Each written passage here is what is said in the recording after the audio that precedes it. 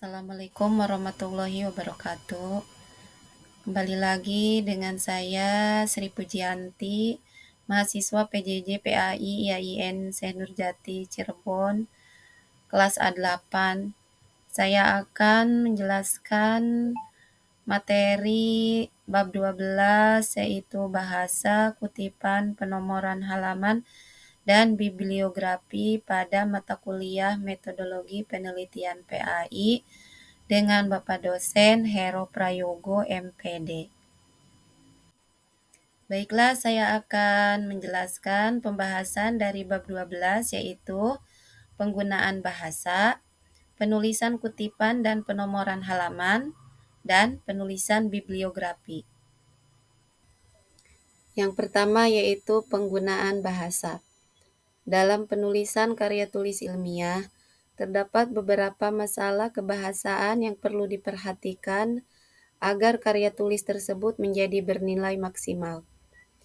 Hal-hal kebahasaan yang penting diperhatikan dalam penulisan karya ilmiah antara lain yaitu penggunaan bahasa asing dan daerah, penggunaan peristilahan, penggunaan tata bahasa, pengulangan dan penyingkatan kata, penggunaan ejaan dan transliterasi, tanda baca dan kapitalisasi, aksentuasi, dan gaya penulisan karya tulis ilmiah.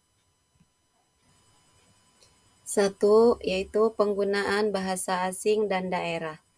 Dalam bentuk tulisan apapun, seringkali penggunaan bahasa asing atau bahasa daerah tidak dapat dihindari, terutama pada saat penulis mempergunakan istilah atau kata aslinya.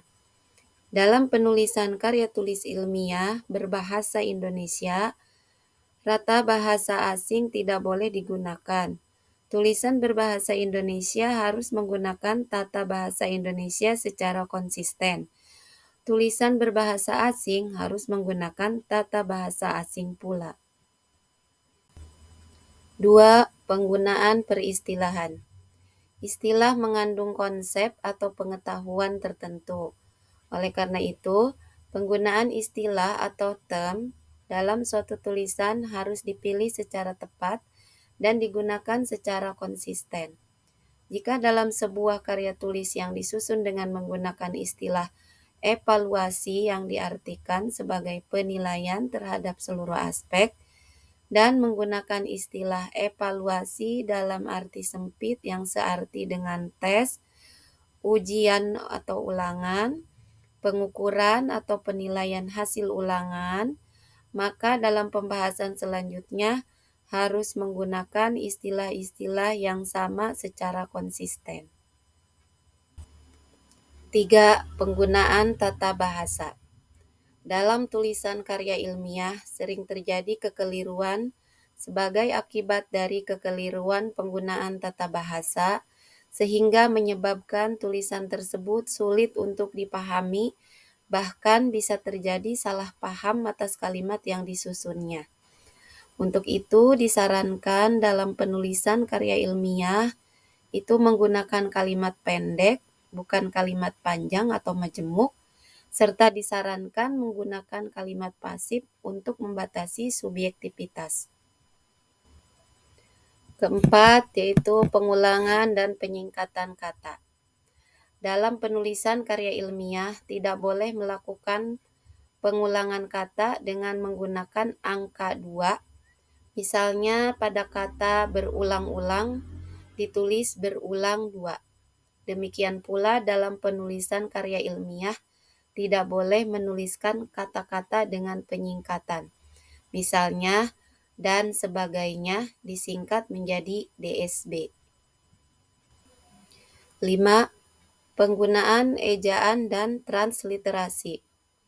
Dalam penulisan karya tulis bahasa Indonesia, harus ditulis berdasarkan pedoman umum ejaan bahasa Indonesia yang disempurnakan atau EYD, sesuai dengan Surat Keputusan Menteri Pendidikan dan Kebudayaan nomor 0543A U 1987.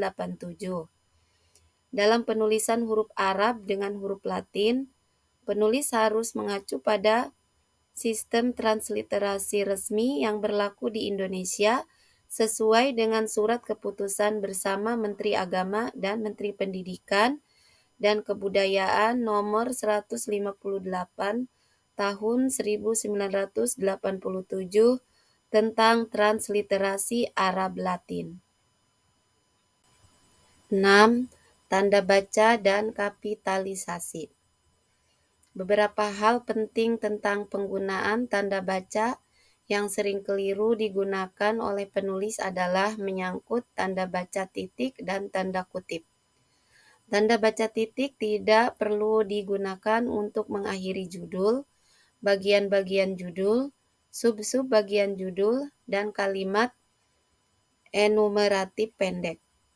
Tanda kutip tidak perlu dibubuhkan pada awal dan akhir kalimat-kalimat kutipan yang ditulis atau diketik rapat, yaitu satu spasi. Huruf kapital digunakan untuk menulis judul, menulis bab, menulis kata pembentuk judul, dan menulis kata pembentuk nama. 7. Aksentuasi. Aksentuasi atau penekanan biasa digunakan penulis untuk memberi tekanan pada hal-hal yang dianggap penting. Dalam penulisan karya ilmiah, lazim digunakan beberapa tanda penekanan seperti huruf miring atau italik, garis bawah atau underline, huruf tebal atau bold, huruf besar atau kapital, dan huruf kecil. Hal terpenting dalam penggunaan aksentuasi adalah pemberian aksen tersebut tidak boleh berlebihan, karena bisa mengurangi tingkat penekanannya itu sendiri. Kedelapan, gaya penulisan karya tulis ilmiah. Gaya bahasa tulisan ialah hasil pemilihan kata serta cara menyusun kata-kata itu dalam kalimat, kalimat paragraf, dan paragraf dalam karangan. B. Penulisan kutipan dan penomoran halaman. Dalam penulisan karya ilmiah, lazim dilakukan penulis mengutip pendapat, teori atau pandangan para ahli atau pakar dari masalah yang sedang ditulisnya. Terdapat dua cara menulis kutip, yaitu kutipan langsung dan kutipan tidak langsung. Kutipan langsung adalah pandangan, teori, atau pendapat yang dikemukakan oleh pakar atau ahli dalam masalah yang ditulis ulang secara utuh oleh penulis karya ilmiah.